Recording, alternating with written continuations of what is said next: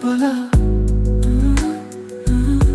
ನೀನಿಲ್ಲದಿರೋ ಹಾದಿ, ಅದೇ ನಿನ್ನ ಗೆಲುವಿನ ದಾರಿ. ಕಡಲು ಎಷ್ಟೇ ಅಲೆ ಎಪ್ಪಿದರೂ ದಡ ಸಿಗುವುದು ಖಚಿತವೆಂದು ನೀನು ನಂಬಿದರೆ ಅದೇ ನಿಜ.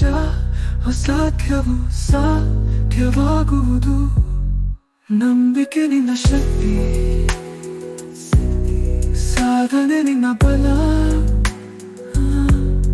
ನೀನು ನಿಲ್ಲದಿರೋ ಹಾದಿ, ಅದೇ ನಿನ್ನ ಗೆಲುವಿನ ದಾರಿ.